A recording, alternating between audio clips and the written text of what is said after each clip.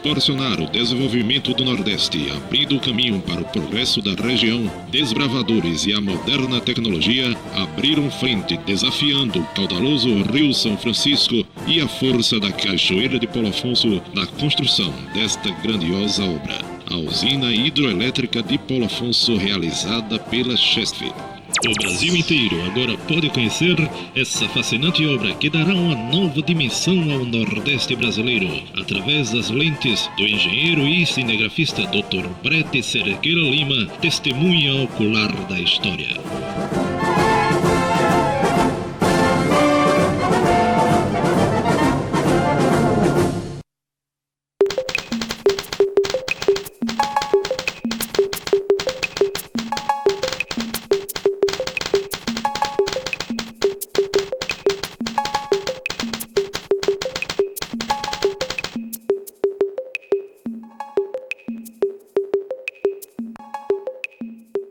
Meu nome é Brete Iolas de Cerqueira Lima, eu sou engenheiro civil. Quando eu fui convidado para vir para Paulo Afonso, eu senti uma alegria muito grande, porque eu sabia que eu ia trabalhar numa obra, era a grande obra nacional daquele tempo, era a única obra, era Paulo Afonso. Então eu fiquei muito satisfeito, feliz mesmo, porque ia trabalhar com o Dr. Marcondes Ferraz, o Dr. Souza e outros. Profissionais liberais de reconhecida capacidade. Minha primeira missão foi fazer um serviço de topografia, mas logo depois me entregaram o serviço de aprovisionador da obra. E como aprovisionador da obra, eu tinha que correr todos os pontos da obra, todos os locais, para ver o que é que estava faltando, se estava faltando alguma coisa, se não estava, se estava faltando eu tinha que providenciar e tudo. Então eu fiz inúmeras coisas antes de me firmar.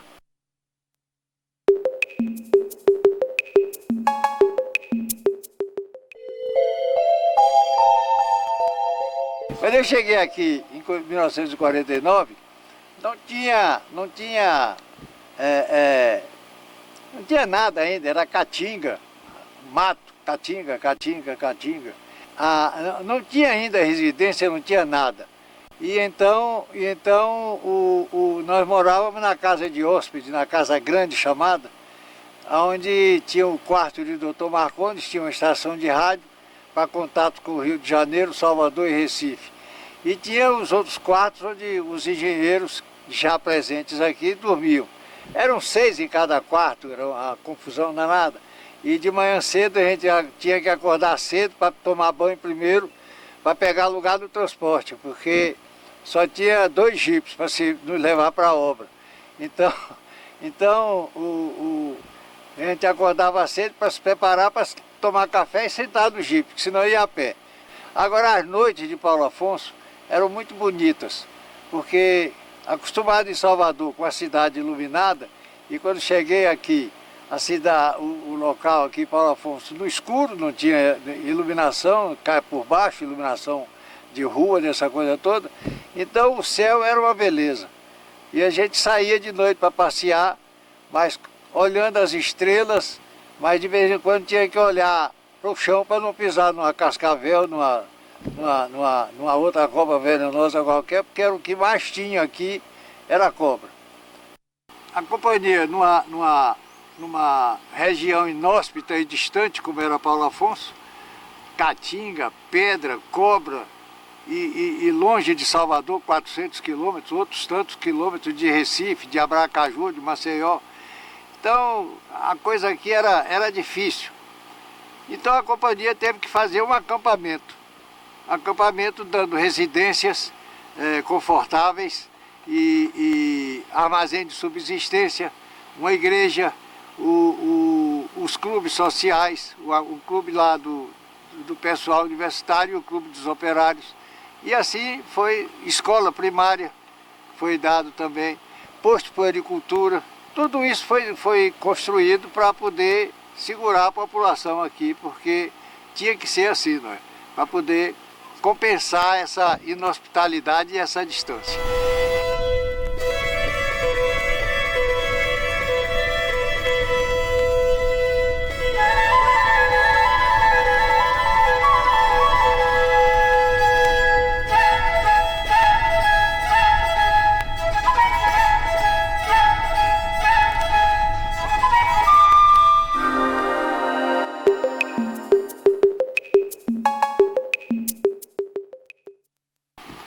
primeira parte foi um levantamento do local onde seria feita a obra, e o doutor Marcondes então projetou a obra.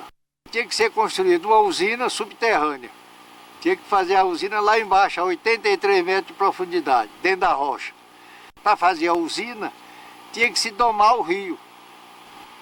Paralelo a isso, estava se cavando os túneis adutores por onde a água desceria para movimentar a turbina, escavando o poço de descida de elevador para levar o passageiro lá embaixo, cavando o poço da subida dos cabos com a energia gerada pelo gerador que vinha cá para cima, tudo isso. E cavando também para fazer a barragem, tudo em rocha, tudo em rocha. Na barragem, por exemplo, era a rocha, e teve uma parte, um local, onde teve que se cavar para encontrar a rocha sã, teve que se cavar 20 metros. A fundação da barragem estava 20 metros abaixo. E a barragem cai em cima. Enquanto isso, na obra, as obras todas, a escavação, a ensecadeira, as estradas de serviço, tudo isso, a concretagem da barragem, tudo isso era feito paralelamente. E como aprovisionador da obra, eu tinha que correr todos os pontos da obra, todos os locais, para ver o que é que estava faltando, se estava faltando alguma coisa, se não estava, se estava faltando eu tinha que providenciar e tudo. Fui designado como supervisor do transporte, acionar o transporte para transportar a areia para fazer o concreto. Uma vez que a brita era feita das pedras detonadas que levava para os britadores, o cimento para fazer o concreto, o cimento vinha da Europa, da Alemanha, e vinha para Recife. De Recife vinha de trem até Arco Verde. E de Arco Verde vinha de caminhões, que eu mandava os caminhões lá para Arco Verde para trazer o cimento.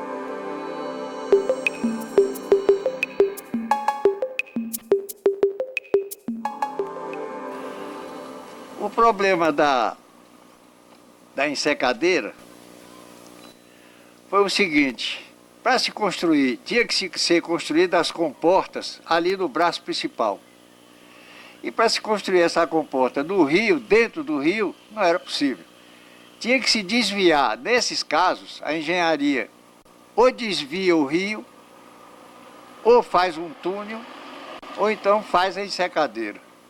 Desviar o rio seria abrir um canal de 300 mil metros cúbicos de pedra detonada, ia se gastar muita dinamite e muito tempo, 300 mil metros cúbicos, para levar o rio, que tinha 120 metros de largura, mais um pouco, e 10 até 14 metros de profundidade. Então, esse rio auxiliar que a gente ia fazer, era grande, era um trabalho muito grande. E tinha que se fazer também uma barragem orientando o rio para entrar naquele canal, entendeu? Então o doutor Marcondes achou que era uma solução bastante cara e não dava para fazer. Então optou. Fazer túnel não tinha, porque era tudo raso, era tudo plano, não tinha túnel para passar. Então o doutor Marcondes optou pela solução da ensecadeira. A ensecadeira são células, são cilindros de aço que se põem lateralmente um junto do outro, Então, dentro dessa ensecadeira ficava a água, o rio preso. Então, botou-se uma bateria de bombas para secar esse interior da ensecadeira. E com o interior seco, o rio era muito irregular, tinha um fundo muito irregular. Isso foi quebrado, a força de dinamite, foi aplanado e aí foram lançados os pilares para fazer as comportas. Entendeu? Isso é a primeira etapa da ensecadeira. Agora, para montar essa ensecadeira, é que nós tivemos um trabalho muito grande, porque para fazer as células tinha os gabaritos e por fora dos gabaritos se botava as estacas prancha, que eram estacas de aço, de 15, 17 metros de comprimento e de largura mais ou menos 30, 40 centímetros. Então, quando essa estaca descia, que passava pelo gabarito, a correnteza pegava e fazia assim nela, virava, entendeu? Ela descia e aí virava. Aí ficava impossível dela penetrar lá no fundo do rio. Tirava aquela estaca, está perdida, bota outra, botava. A velocidade do rio era 3,5 metros por segundo. Isso corresponde aproximadamente a 12 km por hora, a água correndo. Então, não deu para fazer. Então o doutor Marcondes teve a ideia do caixão flutuável, que aqui na gíria técnica pegou o nome de navio. Ele mandou todos os dados necessários para se projetar o navio para aquele lugar do rio. E o navio foi feito lá na França e trazido para cá desmontado. E foi montado lá na obra, na beira do rio. Teve uma carreira que o navio foi montado e aí escorregou e entrou no navio. Esse navio, então, era colocado no local onde a correnteza era muito forte. Ele era amarrado nas margens, em 2 bases de concreto, e ele ficava ali. A correnteza vinha, quando chegava no navio, ela abria, passava por fora e deixava um remanso aqui. Atrás do navio ficava um remanso. Nesse remanso, então, foi possível se botar essas estacas sem a correnteza virá-la. Na primeira etapa, construiu-se a comporta, os pilares, montou-se as comportas e passamos para a segunda etapa. Na segunda etapa, o rio estava estrangulado na primeira etapa. Então, na segunda etapa, o rio estava furioso. Estava com toda a correnteza muito mais forte do que do outro lado. Então, quando o doutor Marcondes fez os cálculos para botar o navio ali, viu que seria impossível, porque em vez de 4 cabos ou 5, 6 cabos que prendiam o navio, que segurava o navio, segundo eu ouvi dizer, eu não trabalhei lá, mas ouvi comentários que seriam necessários 76 cabos de aço para segurar o navio ali, por causa da correnteza aumentada, porque o rio estava estrangulado a metade, jogando para cá. Aí ele teve uma outra ideia, que foi de fazer a estrutura semiflexível, que na gíria técnica tomou o nome de gaiola, porque parecia uma gaiola mesmo, uma trave de gol de futebol. Era a boca aberta na frente e aqui os cabos de aço fechando uma rede atrás.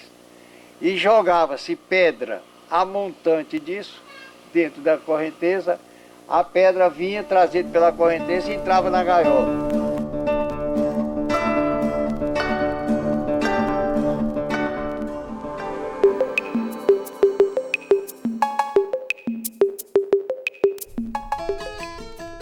Finalmente, depois de tanto trabalho, lá na ensecadeira, fazendo as barragens, e que deu também um bocado de trabalho, finalmente chegou o dia da inauguração da usina. Foi uma festa, o presidente Café Filho compareceu, e muita gente aqui do Nordeste, das outras cidades aqui circunvizinhas, compareceram. Foi uma festa. E eu, naturalmente, que tendo tomado parte disso, eu estava me sentindo orgulhoso, embora não seja orgulhoso nem vaidoso, mas eu me sentia assim, satisfeito em ver inaugurar a usina em que eu tomei parte. Foi um dia de glória. Foi um dia que, como diz o hino de Dona Marieta, fomos, pois, como chefes festejar o merecido prêmio da glória.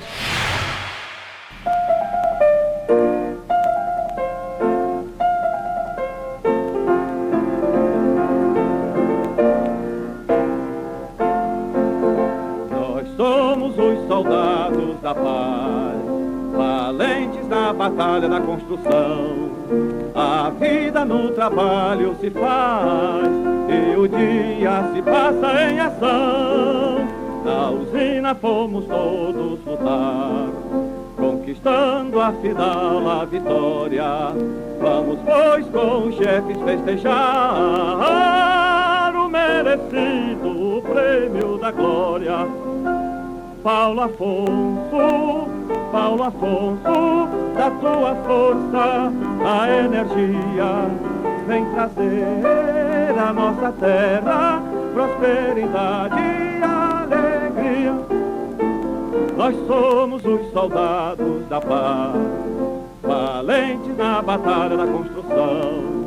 A vida no trabalho se faz e o dia se passa em ação.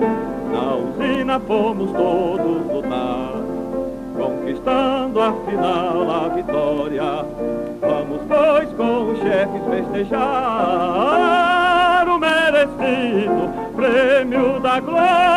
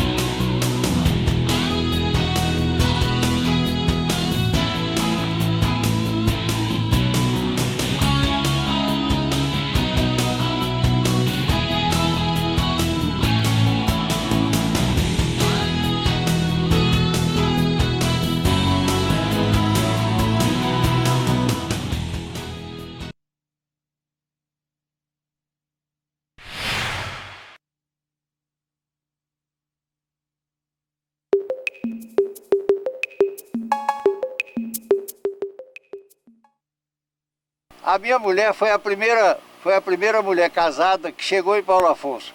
Tinham duas outras, mas uma era a mulher do piloto que morava numa casa de madeira lá na Vila Alves de Souza. E a outra era uma russa, casada com um russo, que morava em Delmiro Gouveia. E o marido dela vinha toda segunda-feira, passava a semana trabalhando e voltava no sábado para passar o fim de semana lá. E aí nós fomos progredindo, foi aumentando o número, até que eu recebi uma casa no bairro General Dutra, que o nome inicial era Peito da Moça, porque esse nome devido aos moradores de anteriores a Xés, que moravam aqui e tinham muitos umbuzeiros. E um dia uma moça subindo do umbuzeiro para tirar umbu, ela caiu, escorregou, caiu e ficou com o seio espetado num graveto. Então ficou assim, ali onde a moça espetou o seio, ali onde a moça espetou o peito, não sei o quê, essa maneira de dizer, então ficou sendo Peito da Moça aquela região ali. Mas o chefe da obra, que era um mineiro muito puritano, ele disse que aquele nome não poderia continuar. Tinha que se fazer uma enquete para escolher o nome do bairro. E fez a enquete e ganhou o nome de Presidente Dutra. Foi assim a origem do nome do Presidente Dutra. Depois então foram construindo outras coisas, inclusive o Clube Paulo Afonso, onde tinha o salão de dança, tinha um parque infantil do lado, e tudo mais. A caixa d'água que distribuía a água lá para o bairro era lá no Clube Paulo Afonso. E aí foi crescendo, outras casas foram feitas e aí cresceu o bairro.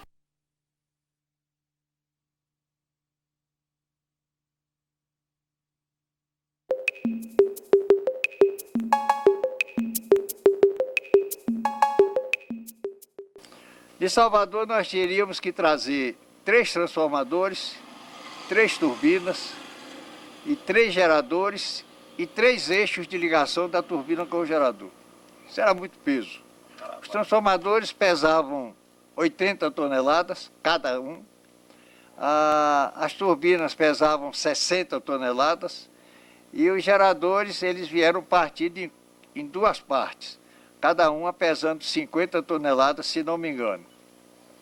Então, nós tínhamos três pranchas rebaixadas para pegar essas cargas. E então saímos com os transformadores primeiro. Saímos com os transformadores, as três pranchas. Nós tínhamos as três pranchas, tínhamos um carro chamado Pau de Arara, que era onde vinham os operários. Tínhamos o carro do material, trazendo cepos de madeira, vigas de madeira, macaco, alavanca, cabo de aço, o que tinha para fazer aquele trabalho nós trazíamos naquele carro. E tinha o outro carro, que era o carro restaurante, onde vinha a comida e a louça, que a gente almoçava. E nesse carro tinha dois beliches. Era um meu e o outro do auxiliar, que hoje, infelizmente, já morreu. Não vai apreciar esse trabalho para recordar como nós sofremos nessa estrada. Nós saímos de Salvador às 4 horas da madrugada e chegávamos em Feira de Santana, 144 quilômetros naquela época, chegávamos às 11 horas da noite. Dormíamos, às 4 horas da manhã nós saíamos e chegávamos em Tucano às 8, 9 horas. Tinha dias que a gente dava para subir a serra para ir para Pombal, mas tinha dias que não dava para subir, porque tinha muito tráfego e era uma estrada estreita, e com 30 quilômetros de distância. E para a gente trafegar de noite nessa estrada ia dar muito trabalho. Então a gente dormia em Tucano e saía 4 horas da manhã. Alcançava Pombal e depois Cícero Dantas. No terceiro dia nós alcançávamos a Jeremoabo, e no quarto dia, às 5 horas da tarde, nós chegávamos em Paulo Afonso. Agora, isso aí teve vários problemas para nós resolvermos.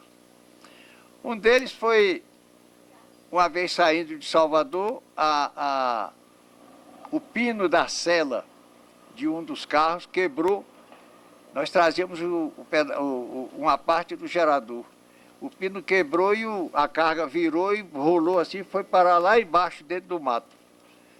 Então, eu botei um vigia, não podia perder tempo, botei um vigia lá tomando conta e viemos aqui a Paulo Afonso, trazendo o resto da carga. Descarregamos no dia seguinte de manhã, lavamos os carros e voltamos levando o pino da sela para adaptar lá. Consertamos aqui e levamos o carro vazio para lá, então. E levei um trator também para fazer um caminho, para a gente sair da estrada, para ir lá embaixo buscar a peça. Fizemos essa variante lá, descemos a rampa e descemos com a prancha e lá, lutando com os macacos e outras peças, nós pusemos a peça quebrada em cima da prancha e trouxemos cá para cima, para a estrada.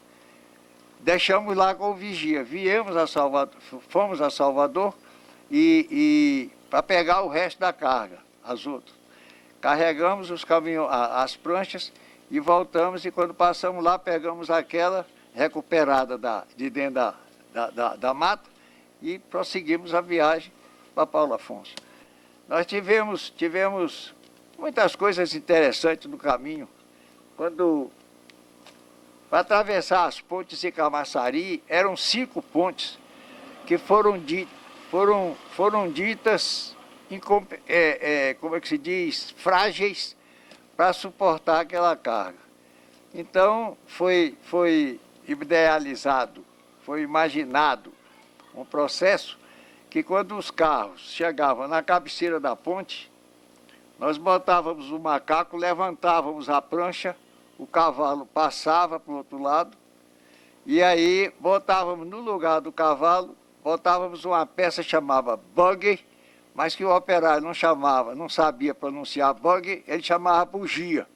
Então a gente botava aquele carrinho embaixo, arriava a prancha em cima, e do cavalo puxava-se um cabo de aço, que no cavalo tinha o guincho que puxava aquilo. E aí puxava aquele negócio a 10 km por hora por cima da ponte. Isso eram 3 caminhões em 5 pontes. Eram 15 operações dessa que nós fazíamos em Camaçari. Isso perdíamos uma manhã toda, entendeu? Mas aí saíamos, almoçávamos em Aliança e depois chegava em Feira de Santana 11 horas da noite também. E daí a gente ia em frente e a mesma coisa repetia. Quando inaugurou a usina, a subestação de Bongi, lá em Recife, tinha que estar ligada para receber e distribuir energia. Então, no dia da inauguração do transformador, o transformador chegou de navio. E é no Cais de Santa Luzia, né? E o Parísio, Paulo Parísio, que era o administrador da Chesf em Recife, ele anunciou em jornal e pela televisão também, e pelo rádio, anunciou pedindo ao povo que comparecesse ao transporte do transformador do Cais de Santa Luzia até o Bongi. Esse transporte ia ser começado às 7 horas da noite. E eu estava na frente do comando da coisa. Então, às 7 horas da noite, o caminhão partiu do porto e atrás aquela procissão de automóvel, porque o povo atendeu ao apelo de Parísio e foi muita gente. Mas quando nós atravessamos a ponte de São Luís, parece, quando chegamos na avenida de frente ao Colégio das Sacramentinas, aí estourou o pneu, um pneu da prancha que levava o transformador. E esse pneu era do lado de dentro. Para tirar esse pneu para remendar, foi preciso levantar a prancha com aquele peso de 100 toneladas, parece. Era um trabalho demoradíssimo. E isso eram às 8 horas da noite. Mas tinha muitos carros, era uma procissão.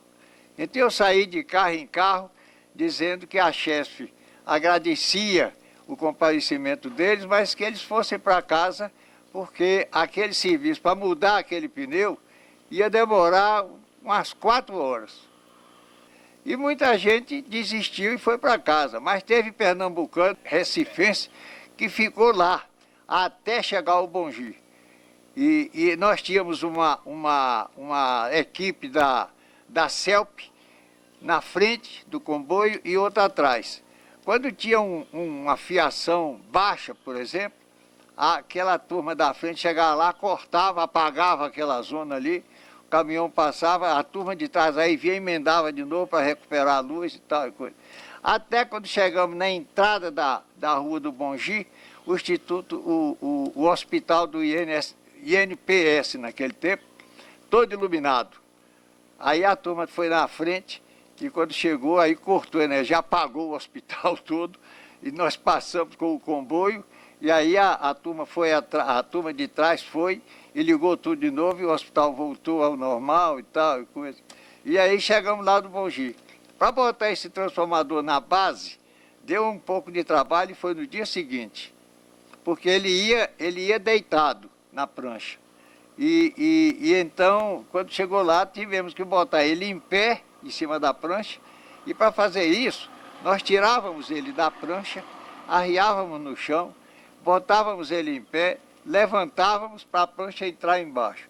E aí, levava ele em pé, para chegar no lugar da base, arriar ele em cima da base. Era um trabalho infernal. Pronto. Aí agora você vai contar a história desse.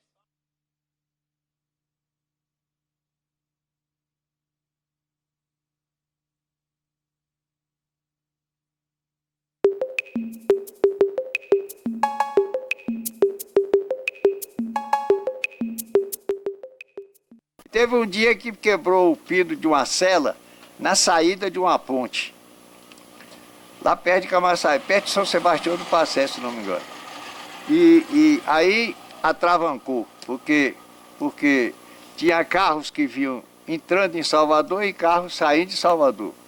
E tudo tapado com a fratura do pino da cela, o caminhão não pôde sair de cima da ponte. E aí ficou interrompido. Juntaram 200 carros de um lado e 200 do outro. E aí chegou um ônibus com as mocinhas e 3 freiras. Era mais ou menos 9 horas da manhã quando elas chegaram. Aí, e outros carros chegaram também, e aí taparam o retorno. Quem quisesse sair, não saía mais, porque estava tudo cheio de carro. Bom, vocês vão ter que ficar aqui até a gente consertar aí. Ah, mas qual é o prazo? Olha, eu mandei a peça lá para Paulo Afonso, deve chegar amanhã para montar aqui. Depois de amanhã a gente livra a estrada. Ah, mas é demais, aquela confusão, aquele negócio. Eu digo, olha, depois de amanhã. E pronto. Aí fiquei com pena das freiras e das meninas. Chegaram por volta de 10 horas. Eu digo, como é que é essa freira? Aí fui lá e perguntei à freira, ela disse, não, nós não temos nada e tal. Eu digo, ó irmã, nós temos comida aqui. Não é, a senhora está vendo só operário aí, mas não é comida de operário, não é comida boa. A senhora quer ir lá ver? Aí levei ela viu a nossa cozinha, ela viu, ficou satisfeita, disse, eu digo, ó irmã, eu vou mandar fazer o almoço agora e a senhora vai provar. Se a senhora provar, eu dou comida para a senhora e para as meninas. E se não aprovar, eu não tenho comida outra para dar. Aí ela aprovou a comida e nós demos o almoço. Quando chegou no jantar, demos jantar novamente e eu tinha esquecido do banho, das freiras e das meninas. Como o rio passava embaixo da ponte, eu chamei o encarregado e digo, Jussi, faz um banheiro ali na beira do rio. Um banheiro de tábua, mas bem feito, bem tapado. E aí ele disse, irmã, olha, eu mandei fazer um banheiro ali para as senhoras usarem e as meninas também. Aí agora a ordem lá é com a senhora. Mas não vai ficar ninguém aqui. Aí dei um grito, dei a ordem. Todo mundo 100 metros daqui. Aí todo mundo saiu, se afastou 100 metros. E só volta aqui quando eu mandar. Aí as freiras foram tomar banho, as meninas foram tomar... Eram umas 9 ou 12 meninas. Elas aí foram tomar banho e tal. E eu botei um vigia para vigiar se tinha alguém querendo voltar. Entendeu? E eu vigiava o vigia. Mas aí tudo correu bem, elas tomaram banho e tudo. Pronto, e aí pronto. Com 2 dias que elas ficaram lá, almoçando e jantando e tomando banho, a peça chegou daqui de Paulo Afonso e aí nós viemos embora. Livramos a ponte e eu deixei um guarda da polícia rodoviária, para dirigir o trânsito, para soltar os carros. Eu digo, olha, eu vou para a Aliança almoçar e você quando terminar aí, eu mandava na rodoviária naquele tempo. Você fica aí para distribuir esse negócio, manter ordem, e lá em Aliança eu estou esperando com o almoço. Daqui a pouco, quando nós estamos lá em Aliança, chega ele. Eu digo, ô Madeira, e cadê o serviço lá? Disse, doutor, foi uma confusão tão grande, todo mundo querendo ser o primeiro a passar, que eu larguei tudo lá e vim embora. E aí eu não sei como é que eles...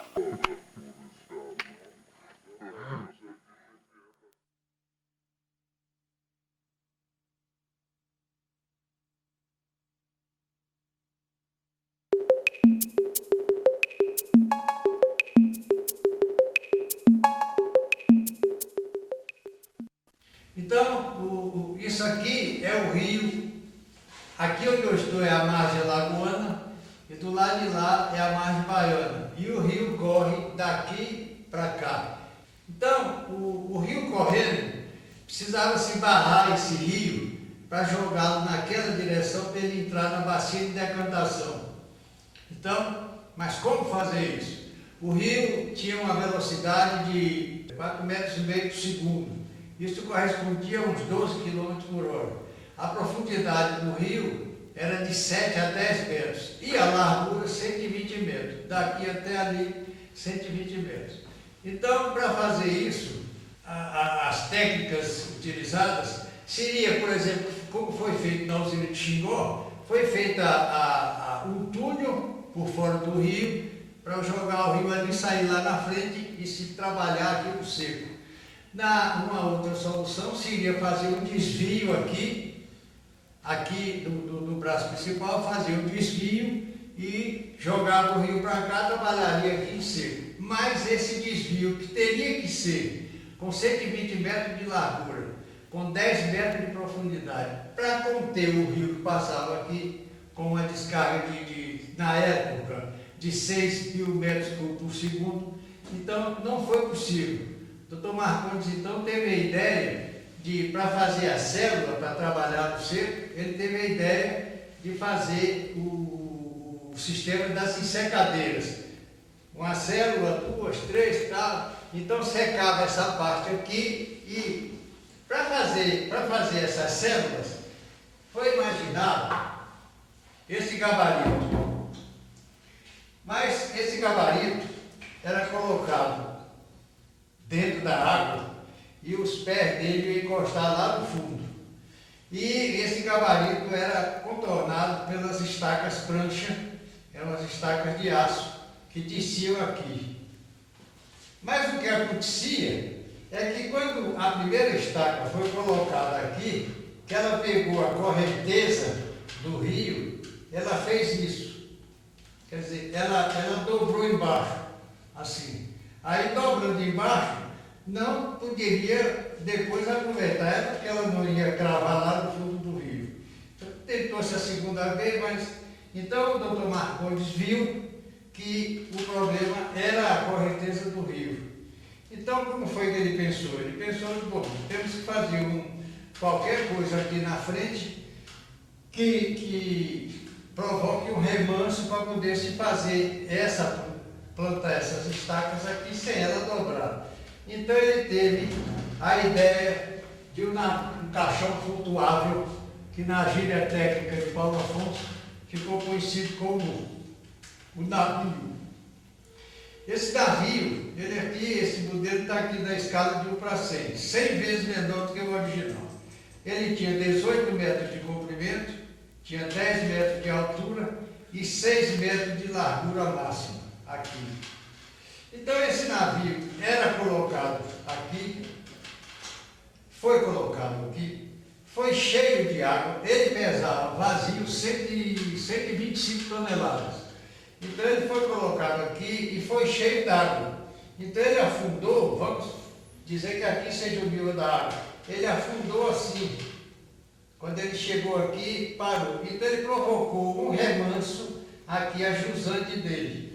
Mas o navio era amarrado com os cabos de aço partindo daqui para a margem lagoana, para a margem baiana do lado de lá e na margem lagoana aqui. Eram um cilindro de concreto com 17 metros, parece, ou menos um pouco, enterrado no chão. E os cabos de aço eram amarrados aqui no navio e amarrados nessas duas bases. Para movimentar esse navio, o encurtamento e o alongamento desses cabos faziam que o navio chegasse para lá, chegasse para trás, chegasse para a direita, chegasse para a esquerda. Então o navio foi colocado aqui e a correnteza que vinha por aqui passava pelo navio e passava para cá. Então foi feita a célula aqui. Essa célula foi feita com o auxílio desse navio. Esse navio, depois de feita essa célula, ele foi colocado para ali e provocou um remanso aqui, para fazer a célula número 2. Daqui, ele foi colocado aqui para fazer a célula número 3. E número 4, número 5, tá? Então, o navio colocando aqui, foi feita essa célula daqui. Mas tinha que se fazer para fechar essa célula, essa aqui, essa e essa.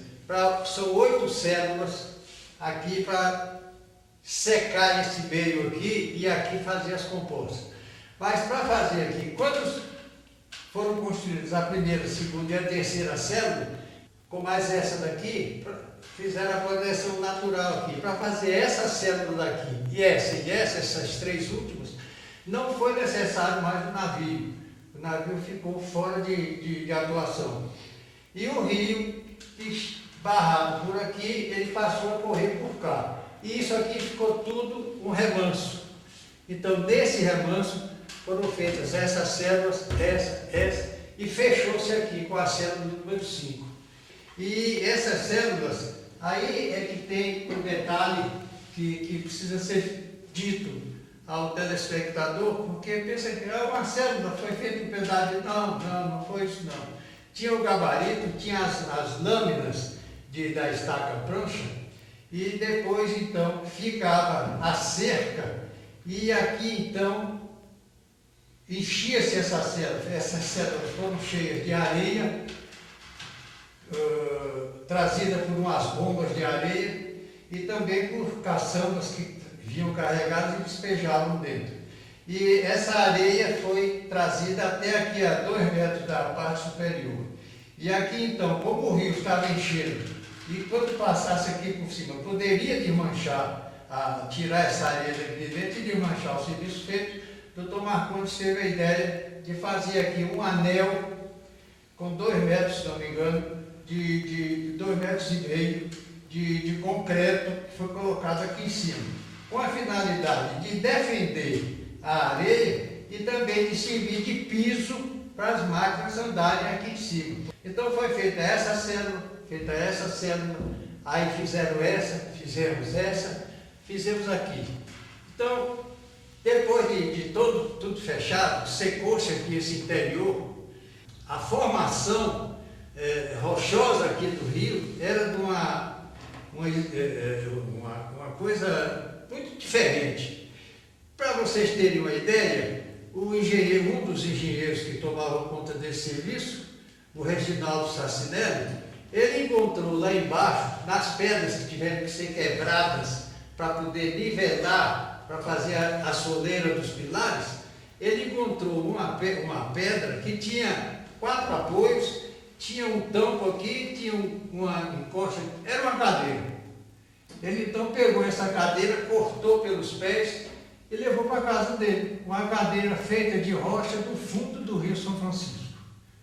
Então, feito isso, foi quebrado, foi nivelada toda essa região aqui, e no dia 4 de outubro daquele ano, foi celebrada uma missa aqui dentro da ensecadeira, tudo seco já. Foi celebrada uma missa no dia de São Francisco, agradecendo a ajuda dele na construção dessa primeira etapa da ensecadeira. Então, fechada a ensecadeira, aqui, esse meio aqui foi preparado para receber a soleira dos pilares. Esse intervalo aqui é de um dos pilares. Eu não botei aqui nessa demonstração, porque isso aqui foi somente para mostrar ao telespectador como foi feita a coisa. Até fechar aqui. Aqui é a margem lagoana. Aqui tinha um muro lá, e o rio que estava aqui dentro foi retirado, secado e construído aqui a soleira nessa primeira etapa da ensecadeira. Então, como todos os serviços corriam em paralelo, enquanto se fazia isso aqui, estava se cavando a primeira usina, estava se fazendo a barragem, estava se fazendo as fundações da barragem nos lugares que teve que cavar muito para poder encontrar uma rocha sadia para poder plantar a barragem em cima. Então tudo era em paralelo, não tinha negócio de terminar um para fazer o outro. Então, depois disso aqui pronto, começaram a fazer aqui os pilares.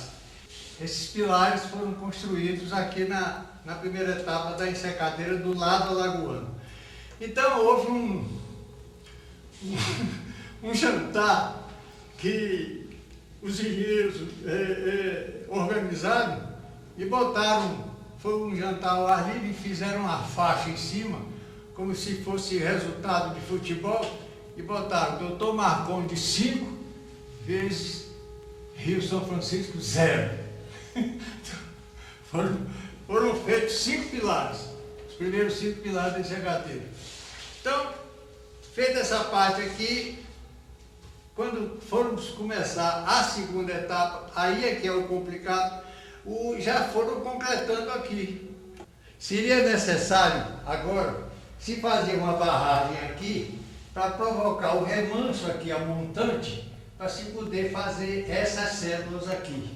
E se fazer também a soleira aqui. Isso aqui tinha que fechar, encher de água, secar, para então se trabalhar nessas 3 células. O Mr. Ackerman sugeriu que para barrar o rio aqui, para provocar o remanso, o mais fácil seria fazer esse obelisco aqui de 10 por 14 metros com uma altura de 44 metros. E ele ser jogado aqui dentro para então provocar, ficar como uma barragem e provocar o remanso nessa parte. Mas o Dr. Marcondes não concordou porque achava que o obelisco iria vibrar essa célula e seria prejudicial se estragasse tudo. Então o Dr. Marcondes fez aqui em Paulo Afonso um modelo reduzido para fazer os testes de derrubar esse obelisco. Então isso aqui, a derrubada do obelisco seria assim. Esse obelisco caído aqui formaria uma barragem e a água aqui formaria o remanso, onde se poderia. Mas o Dr. Marcondes não concordou, nem o Dr. Souza também, porque essa queda desse obelisco aqui ia vibrar muito essa célula. Então o americano disse que não ia vibrar, que o Dr. Marcondes, com a sugestão dele, não ia tapar nunca esse rio. E o Dr. Marcondes disse, bom, esse processo aqui eu não faço, eu faço o meu processo. Se vocês tiverem dúvida, estão aqui os meus cálculos, vocês descubram onde é que está o erro e me mostrem onde é que está o erro. Aí o gringo, o americano, o técnico, o consultor do banco, parece que ficou zangado, cochichou no ouvido do presidente do banco e saiu assim, pediu demissão. Então, agora eu vou mostrar qual foi a solução que o Dr. Marcondes deu. Era uma estrutura semiflexível, parecendo uma trave de futebol, e abrimos uma pedreira aqui a montante, e essa pedra da pedreira era jogada dentro da água e a correnteza trazia e entrava aqui. Esse aqui tem a rede aqui atrás, que foi acumulando essa pedra, essa. E aí então, nós temos umas fotografias que vamos mostrar, para vocês verem a rede cheia de pedra e funcionando. Pronto. Isso aqui era 44 metros de comprimento. Então ficou isso aqui. O rio com a correnteza muito forte passava aqui por dentro, deixava essas pedras presas nessa rede e ia embora. Mas aqui a correnteza era muito baixinha, então deu para se construir essas 3 células. Bom, depois da solução vitoriosa do Dr. Marcondes, usando essa treliça flexível, ficou o ambiente aqui, ficou as células foram construídas e depois então foi seco aqui o ambiente, escoada a água para ficar seco e se fez as bases, a soleira das bases dos pilares. E os pilares subiram, foram construídos e aí pôde-se tirar essas células daí e essas redes daqui. Terminou a obra do braço principal com a vitória do Dr. Marcondes. Aí o escultor pernambucano inspirou-se e fez aquele monumento, o touro e a sucuri. O touro representando a força do rio e a sucuri, a serpente, representando a astúcia da engenharia para vencer o rio. E assim terminou a luta do braço principal. Eu estou aqui do lado da Bahia e aqui eu estou do lado de Alagoas. E a comporta funcionando e mandando água lá para a tomada d'água.